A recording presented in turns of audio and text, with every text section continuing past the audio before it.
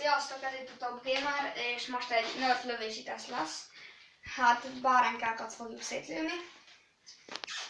Én egy Zombie Strike-kal és egy Dark Tide-gal, Levente pedig egy N-Strike Elite-tel, a Strong Arm-mal és a Jolt-tal fog lőni.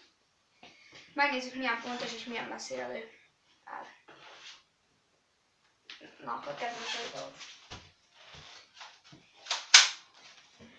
Első lövés. A bárányt fogom nézni, hogy eltalálja. Eltalálta? Jó, hát ez eltalálva. Ebben azért lesz több töltény, mert ez ugye sorozatlövő,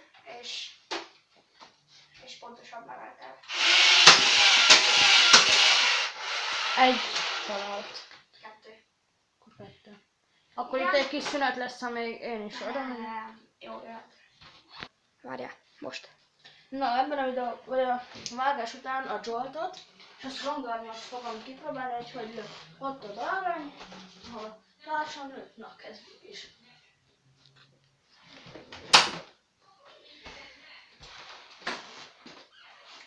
Ez talált?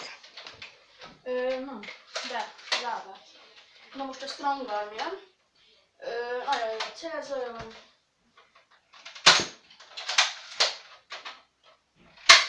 Volt nincs dolog.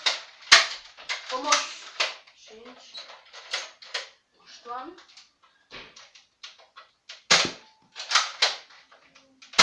Ez nem talált az egyik. Jó.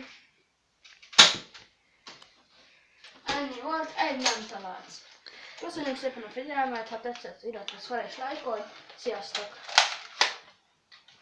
Köszönjük, sziasztok!